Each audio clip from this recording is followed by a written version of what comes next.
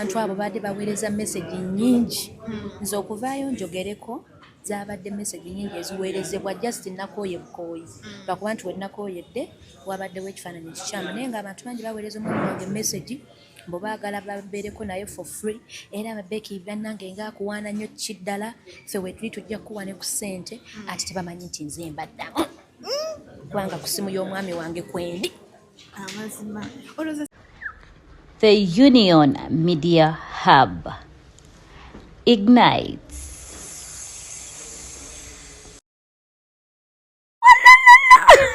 Omwami wange abikoze banange tanswazisa mulaba erinnya lyonge amaziga gampiseemu banange omwami wange yeekubye tatu yange bannange amaziga gampiseemu nze nfudde mukama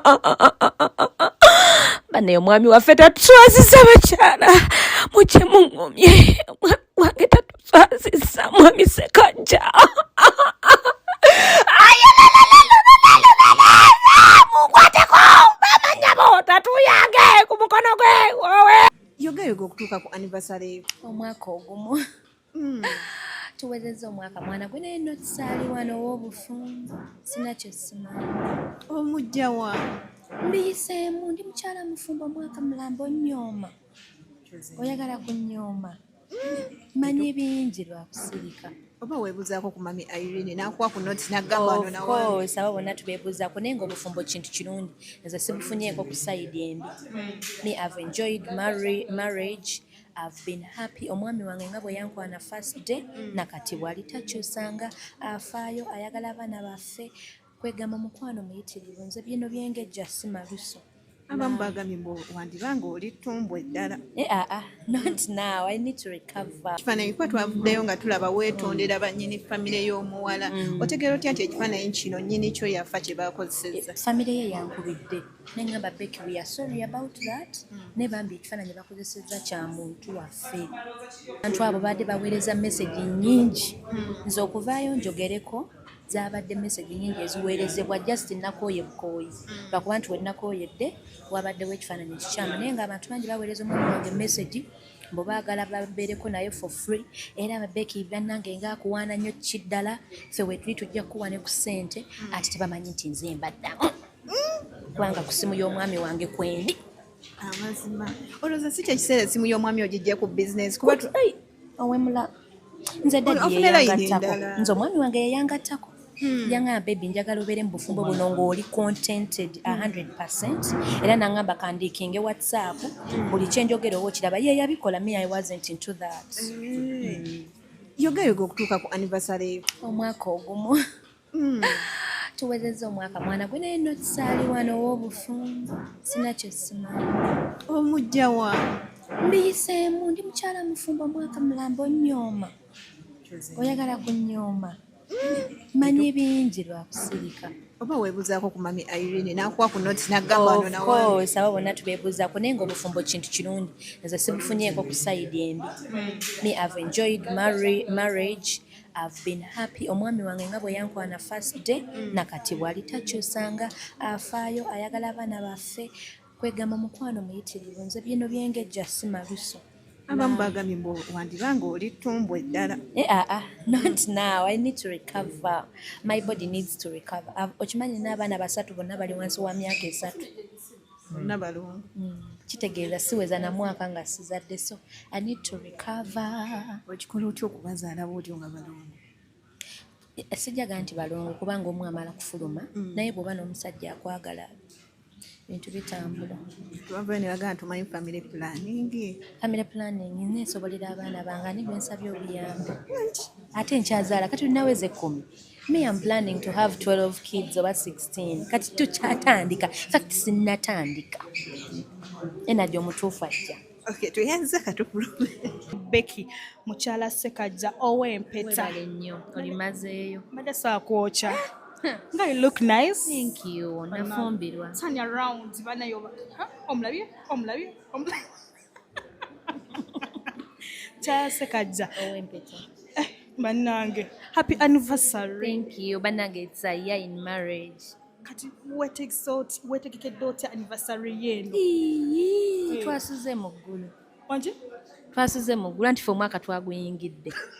Mwoba mwaguyigira ddi ffe twaguyingidde. Ogwaffe twaguyingidde. Banaye mwami Ssekajja ali atya? Laba wenna bw'okankana tokankana mwami wange nzekka mukwano bakakasa alyokke anyirira buli waayita abaleka bakaaba. Naye mwami Ssekajja akulabiridde? Buli omu alabiridde munne. Naye bannange. Naye ye kyasinze okumpa bakiyita mirembe. Mirembe. Oli omusajja ampadde emirembe bannange. Abaana bali batya? Abaana balungi. First balina caring dad. Nakajja naye akuze anaatera weza 3 months. Watugamba Kansoke mpumulemu. Kansoke nyumiremu kono omwami wange. Banange it's our time to enjoy. I know. Kasooke tulye ku bulamu antambuze ku mawanga oba Uganda oba wa. Obufumbo butambula butya? Bunyuma. Waliwo abawala bataagala kufumbirwa oba wabubaka ki? Nedda, by the way, buli omu alina ensonga ze. Experience oluusi nnungi abamu si nnungi. Naye bambi obufumbo bunyuma. Just saba kimu Katonda akuwa omutuufu. Omutuufu nno taliiko kwolabira. Ti wenna agumikiriza paka kwana nga nfuna omutuufu. Kansooke beere naye omwaka mulamba ndaba oba mutuufu. Katonda akuwa buwi. Omusajja omulungi Katonda akuwa buwi. Kubanga ne gw'olinze n'ofumbira kwana, omutuukako n'akulwaza mukenenya oba ebirwadde ebirala oba enziku. Kati Katonda akuwa buwi n'agamba nti munnaaye nkuwadde weeyagale. Waliwo abagamba ekyoze n'okaddiye oba wabubaka kyaba bakujjookera. I love that because why not? Ani atayagala kula. Gwokimanyi nti nze essaawa zino neegomba maama wange muga maama Katonda nannyamba nampa ku myaka gy'olina nange n'enkuza abaana because at the end of the day katufe abazaddeko tetukyali kyoliko kimu kukuza abaana bo gannaye singa Mukama nnyamba nentuka okufa nga last born wange wa 30 nja kuba happy. So I really love that and I pray it happens even in reality. Soko sindikire mwami Ssekajja obubaka owa anniversary olumya abayaaye. Mwami Ssekajja sikyamusindikira kulumya abayaaye. Omusajja Musanyusa. Kumusanyusa. Ate mbimugamba buli lunaku mwami wange mwagala nnyo. Namwetegekera obwedda namusabirira ekyo kibala kya ssaala zange. Whatever I prayed for Katonda yabikwata n'abiteeka mu oyo. Yalwawo but it wasn't late because nayina okuyita we nayina oyita mufune. I love you babe. I love you so much mwami Ssekajja wange. Ate ngenda kuzaalira abaana nkikomi ne bano esinga twali tuzaalira myezi 3. Gwekimanyi singa mwaka guno gwinamu abaana 3. Era si gwe nali nkyagala naye kale omwaka mulamba munene naye kale nja muzaali at least buli mwaka. Chosen katukuleko ogende mu anniversary mukwano katukuleke. Kara bye Ssekajja. Owe nyabo sabula. Wacyanzigyeko mazima ddala. Gwokimanyi Katikkiro akumanyi. Ate mulopedde nakiri ekiwala ekyakuweereza mu message. Kiki? Nanga Becky nonze Ssekajja mumanyi w'envuma.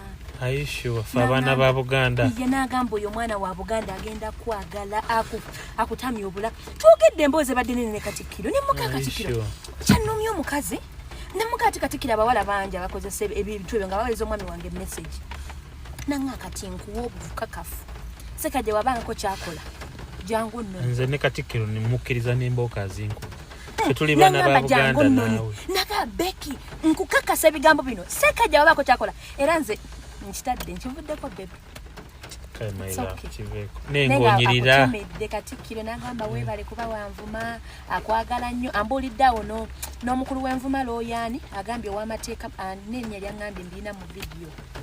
Nangamba era ayogedde nnyo ku nsonga we twali twakafumbirwa abantu ne bagamba manya Becky biki n'agamba nti Becky mumuleka akole kyayagala bw'aba yafuna Ssekajja nga yamuwumuza omubirowoozo mumuleke omwana. Ayishuwa n'agamba nti n'ekitiibwa ky'obwassa bagenda kikuwa anytime. Ayishuwa bannange nfuuka essa mu Buganda. Ssekajja. Ssekajja.